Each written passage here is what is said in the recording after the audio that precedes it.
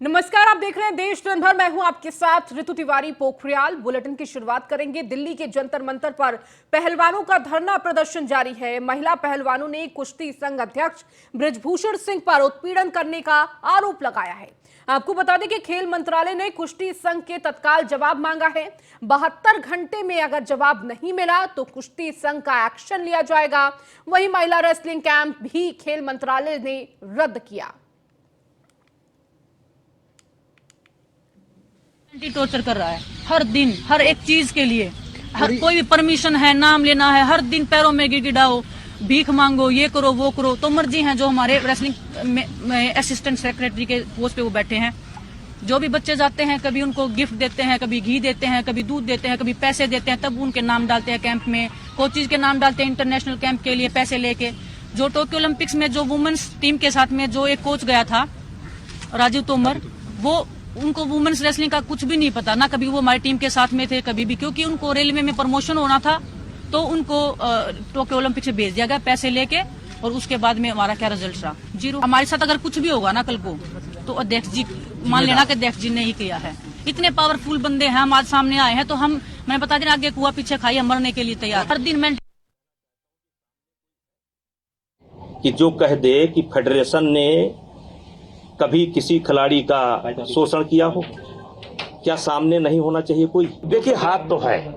यही खिलाड़ी जो कल तक हमारी तारीफ करते नहीं थकते थे, आप किसी खिलाड़ी से पूछ लो, हरियाणा के गांव में जाकर के पूछ लो, खिलाड़ियों के माता पिता से पूछ लो। मैं माता पिता, उनके बुजुर्ग जो जाते हैं, उनको अलग से मैं सम्मान करता था। देश के लोगों को बताता था कि ये देखो दादी माँ आई हैं, ये अपनी बच्ची को लेकर के आई हैं। परसों तक तो ये करता था, अब आज इतना बड़ा। दिल्ली में सीपीआई सांसद बिनॉय विश्वम पहलवानों के विरोध प्रदर्शन में शामिल होने जंतर मंतर पहुंचे और इस दौरान बिनॉय विश्वम ने कहा कि मैं एक सांसद के रूप में सरकार से अनुरोध करूंगा कि न्याय हो, इनकी बातें अनसुनी नहीं की जानी चाहिए। मैं यहां राजनीतिक विचार थोपने नहीं आया, एक भारतीय के रूप में आया हूं।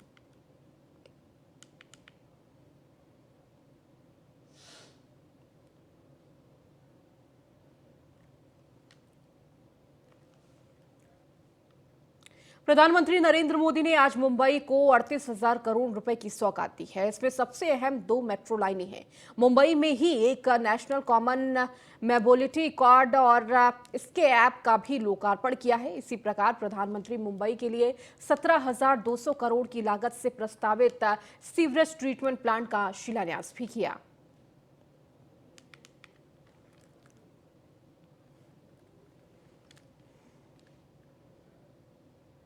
पीएम नरेंद्र मोदी ने कर्नाटक का दौरा किया। मोदी ने इस दौरान करोड़ों रुपए की परियोजनाओं की सौगात दी। पीएम मोदी ने कर्नाटक में 10,800 करोड़ रुपए की परियोजनाओं का उद्घाटन और शिलान्यास किया। इस दौरान एक जनसभा को भी संबोधित किया। अभियान से जुड़े भारत विकसित तब हो सकता है जब खेत में काम करने वाला किसान हो या फिर उद्योगों में काम करने वाला श्रमिक, सभी का जीवन बेहतर हो। भारत विकसित तब हो सकता है जब खेत में फसल भी अच्छी हो और फैक्ट्रियों का भी विस्तार हो। और साथियों, ये तभी संभव है जब हम बीते दशकों के खराब अनुभवों, गलत नीति रणनीति से सीखें, उन्हें फिर से दोहराने से बचें। हमारे सामने यादगीर का उत्तर कर्नाटका का उदाहरण है। पहले जो सरकारें थी उसने यादगीर सहित अनेक जिलों को पिछड़ा घोषित कर अपनी जिम्मेदारी से हाथ धो दिए थे। इस क्षेत्र के पीछे रहने का कारण क्या है? यहां का पिछड़ापन कैसे दूर होगा, इस पर पहले की सरकारों ने न सोचने के लिए समय निकाला, मेहनत करना तो दूर की बात रही। जब सड़क, बिजली और पानी जैसे इंफ्रास्ट्रक्चर पर निवेश करने का समय था। तब उस समय जो दल सरकारों में थे, उन दलों ने वोट बैंक की राजनीति को बढ़ावा दिया। इस जाति, उस मत मजहब का वोट पक्का वोट कैसे बन जाए, हर योजना, हर कार्यक्रम को इसी दायरे में बांध करके रखा। दिल्ली के पश्चिम विहार इलाके में एक दीवार पर खालिस्तान जिंदाबाद और रेफरेंडम 2020 के नारे लिखे नजर आए। बाद में पुलिस ने इसे हटवा दिया। दीवारों पर खालिस्तान जिंदाबाद और रेफरेंडम 2020 नारे लिखे जाने के बारे में दिल्ली पुलिस ने बताया कि कुछ लोगों ने दिल्ली के कुछ इलाकों में देश विरोधी नारे लिखे थे। मामले में जांच की जा रही है और कानूनी कार्रवाई की जाएगी। यह मामला सुरक्षा व्यवस्था से संबंधित नहीं है।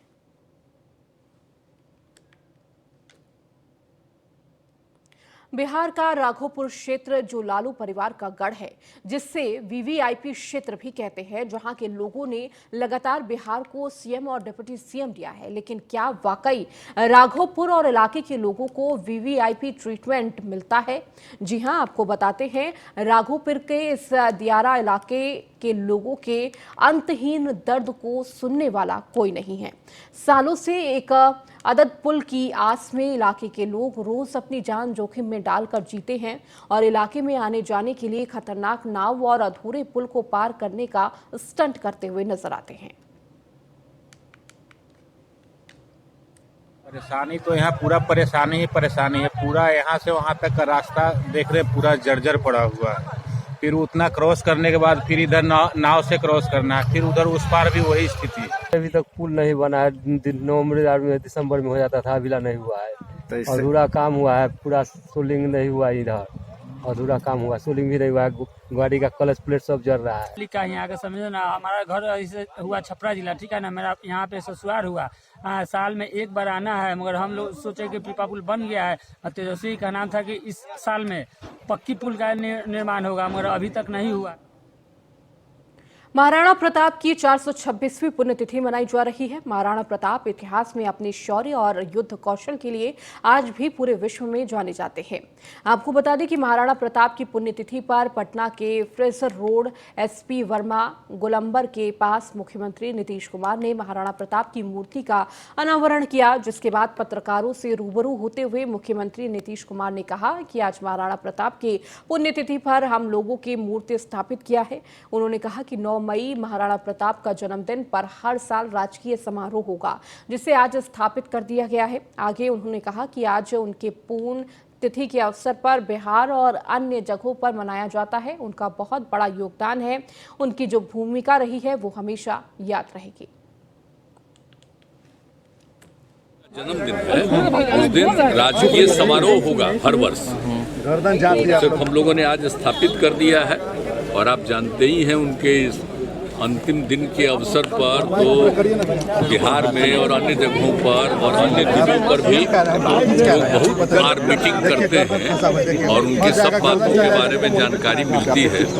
ये सब तो मालूम है, उनका तो बहुत बड़ा योगदान है और उनकी जो भूमिका रही है तो उसी चलते तो फिर नहीं है जिस तरह से उन्होंने किया आज तक सब दिन। और हम तो चाहते हैं कि अब नई पीढ़ी के लोगों को भी ठीक ढंग से मालूम। मुंगेर से मिर्जा चौकी के बीच बन रहे 4 लाइन प्रोजेक्ट को युद्ध स्तर पर कार्य जारी है। इस बात की जानकारी देते हुए 4 लाइन प्रोजेक्ट का कार्य कर रहे मोंटी कार्लो कंस्ट्रक्शन कंपनी के प्रोजेक्ट मैनेजर बमभोला सिंह द्वारा बताया गया, सरकार के साथ मिला तो 2024 में 4 लाइन पर सफर करना मुंगेर से लोगों को आज सपना साकार हो जाएगा। वर्तमान समय में पाटम पश्चिम मौजा के बबुरच पसीचक रतनपुर होते हुए खरिया पीपरा तक 16 किलोमीटर परियोजना का कार्य युद्ध स्तर जारी रहेगा। यहाँ पर ऐसा है कि जहाँ तक मुझे कॉर्पोरेशन की बात थी जिला प्रशासन से, वो पूरी तरीक़ा से मिल नहीं पाया है, जिसके वजह से हमारा जो ये 26 किलोमीटर का रोड बनाने का था वो अब 16 किलोमीटर ही ज़मीन, लगभग जो 15-16 किलोमीटर ही मिल पाया है। और 15-16 किलोमीटर में लगातार हमारा काम बहुत तेज़ी से चल रहा है। मैं आशा करता हूं कि लगभग 2024 से पहले ये हम ये कंप्लीट कर जाएंगे और मुंगेर ज़िला को एक नया रोड मिलेगा जहां यहाँ के जनता काफ़ी खुश हो जाएंगे। पर दुर्भाग्य ये है कि जो बाकी की 10 किलोमीटर का जो हमारा फेज है वो फंसा हुआ है, जहाँ पर वैशाली जिले के भगवानपुर में गुलाब जामुन के लिए मशहूर दुकान साहू मिष्ठान में आयकर की छापेमारी चल रही है। आयकर की इस कार्रवाई से चारों तरफ हड़कंप मच गया। आपको बता दें कि आयकर की टीम एक साथ साहू मिष्ठान के 3 ठिकानों पर छापेमारी कर रही है, जिसमें इनके 2 आवास भी शामिल है। जानकारी के मुताबिक छापेमारी की कार्रवाई सुबह 8 बजे से चल रही है। छापेमारी कर रही टीम कागजातों और बारीकी से खंगाल रही है। जानकारी मिल रही है कि साहू मिष्ठान भंडार के मालिक पर टैक्स चोरी का आरोप लगा है। हालांकि होटल मालिक ने कहा है कि जीएसटी के साथ साथ इनकम टैक्स भी समय से भरते रहे। बावजूद इसके टीम छापेमारी करने पहुंची है, जिससे पूरा सहयोग किया जा रहा है। वहीं आयकर विभाग की टीम ने फिलहाल कुछ भी बताने से इनकार किया है। में आगे बढ़ेंगे। भागलपुर सिविल कोर्ट में अयोध्या के संत स्वामी परमहंस तपस्वी के ऊपर एक नालसीन मुकदमा दायर किया है। इस दायर जगदीश पासवान ने भागलपुर के अधिवक्ता प्रमोद कुमार यादव के माध्यम से न्यायिक दंडाधिकारी सिविल कोर्ट भागलपुर में किया गया है। दरअसल बिहार के शिक्षा मंत्री चंद्रशेखर यादव के रामचरितमानस ग्रंथ के बयानों पर अयोध्या के संत स्वामी परमहंस तपस्वी ने बिहार के शिक्षा मंत्री चंद्रशेखर यादव का जीभ काटकर लाने वालों को 10 करोड़ रुपए इनाम देने की बात कही थी, जिसको लेकर राजनीतिक सियासत में भूचाल आ गया। इस दौरान अधिवक्ता प्रमोद कुमार यादव ने कहा कि संत परमहंस तपस्वी के बयान असंवैधानिक और कानून के विरुद्ध है। उनके बयानों से लोग भयभीत हैं। संतों को ऐसी भाषा बोलना नहीं चाहिए।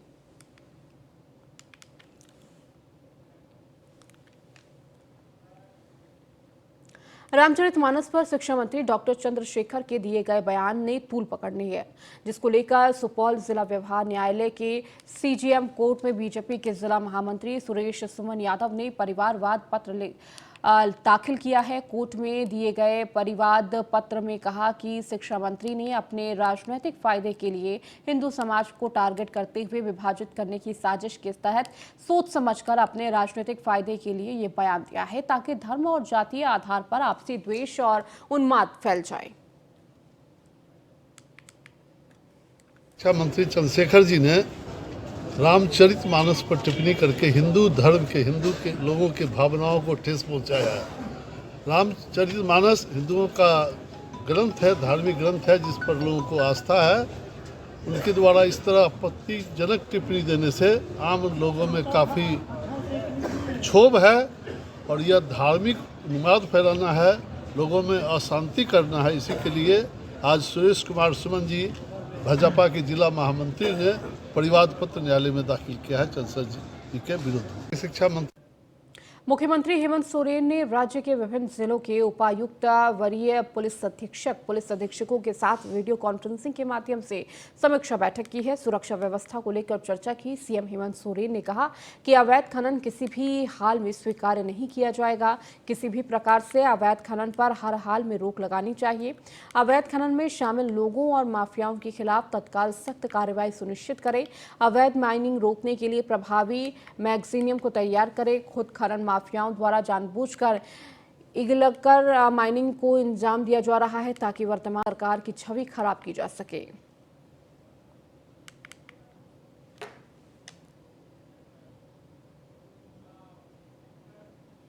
केंद्रीय जल शक्ति मंत्री गजेंद्र सिंह शेखावत ने रांची पहुंचकर सीएम हेमंत सोरेन से मुलाकात की है। मुख्यमंत्री सोरेन ने केंद्रीय मंत्री का स्वागत शॉल ओढ़ाकर और स्मृति चिन्ह देकर किया। इसके बाद केंद्रीय मंत्री शेखावत प्रोजेक्ट भवन में पदाधिकारियों के साथ राज्य में संचालित जल जीवन मिशन और स्वच्छ भारत मिशन ग्रामीण की कार्य प्रगति समीक्षा की।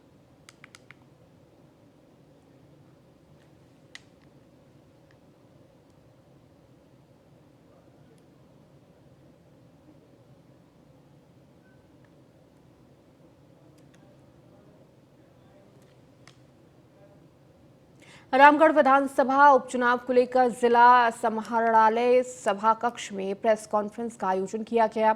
इस दौरान जानकारी देते हुए उप विकास आयुक्त नागेंद्र कुमार सिन्हा ने कहा कि भारत निर्वाचन आयोग द्वारा रामगढ़ विधानसभा उपचुनावों के लिए तिथि घोषित कर दी गई है।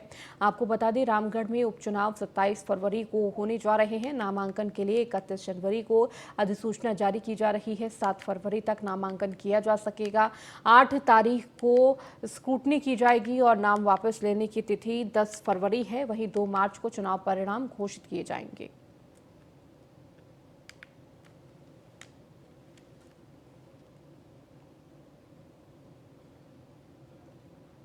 झारखंड के जमशेदपुर में स्वास्थ्य और आपदा प्रबंधन मंत्री सह जमशेदपुर पश्चिम विधानसभा क्षेत्र के विधायक बन्ना गुप्ता और जुस्को के कैप्टन धनंजय मिश्रा धुमहानी स्वर्ण रेखा घाट पहुंचे हैं। उनके साथ 2 पोकलेन, 2 जेसीबी, 2 हाइवा और 1 ग्रेटर मशीन के साथ 50 से ज्यादा लेबर भी पहुंचे।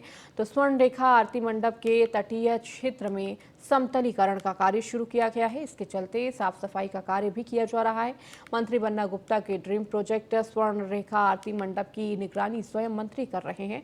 इस अवसर पर उन्होंने बताया कि जमशेदपुर वासियों की सुविधा के लिए इस तट पर विभिन्न जन योजना की भी शुरुआत की जाएगी, जिसके तहत आरती मंडप घाट, छठ घाट, बैठने के लिए बेंच, टहलने के लिए वॉक पथ और पौधारोपण, स्नानघर, मुंडन मंडप, शौचालय, विद्युत व्यवस्था, शौचालय का भी निर्माण किया जाएगा।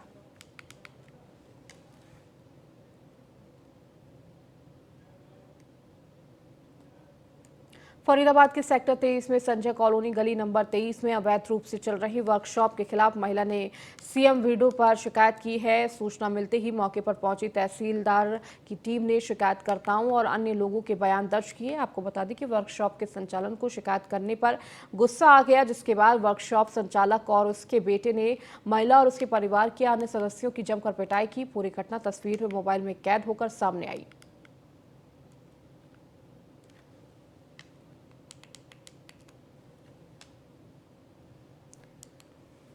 बेटा वो आया था चेकिंग वाले, जो सामने कंपनी है उसके चेकिंग आया था। उससे हमने वो सब पड़ोस वाले आ गए कि भैया हमें दिक्कत है। मुझे उनके हथौड़े बजाने से मेरे हार्ट में दिक्कत आ गई, ताकि हमारे पास मेडिकल भी है। एक इनकी वाइफ है, उसके बाल बच्चे होने था, उनको मैंने घर भेज दिए। उनको दिक्कत होने लगे, सर में दर्द रहने लगा। मैं कह बेटा कोई नहीं, तुम घर हो। यही बात से लेकर वो चेकिंग वाले आए, लड़के चले गए उसको छोड़ने, और उसके बाद जो है सो वो बहस करने लगे। ऐसे ही पड़ोस में जिसका कंपनी था उससे बहस होने लगी। एक्चुअल में ना मेरे घर के सामने में ना माउंटेन है, वो ब्रोक शॉप चला रहे हैं, और जो कि इलीगल है। वो रेजिडेंशियल एरिया में कमर्शियल फैक्ट्री चला रहे हैं। कौन सी जगह? हमारे संजय कॉलोनी सेक्टर 23 में। गली नंबर 23 है। अच्छा। तो वो उस पर ना हमने सीएम विंडो पे काफी टाइम पहले से भी हमने प्यार से भी उनको समझाया था 5-6 बार, लेकिन वो मान नहीं रहे थे। फिर उसके बाद है ना वो तहसील से ना कुछ मतलब आए थे, तहसीलदार वगैरह जो है वो आए थे। तो उन्होंने ना चेकिंग वगैरह चेक किया है और मशीन वगैरह भी देखा था आज?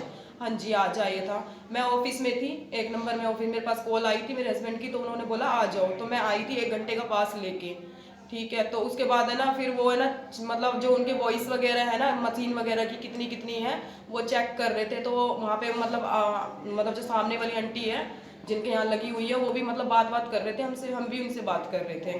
फिर उसके बाद है ना वो बोलने लगे कि मतलब उनसे बहस हो रही थी। फिर वो अपना चेक कर। तो रेंट पे है क्या उसका? नहीं, हाँ उनका नहीं सर, रेंट पे नहीं है। उन्होंने 3-4 बिल्डिंग बना रखी है। चल में है ना मेरे घर।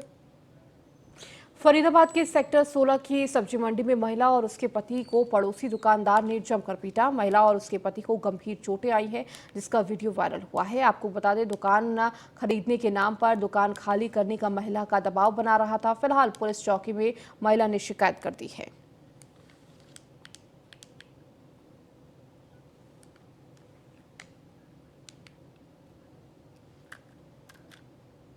चलिए, इस बुलेटिन में फिलहाल इतना ही। बने रहिए न्यूज़ 1 इंडिया के साथ।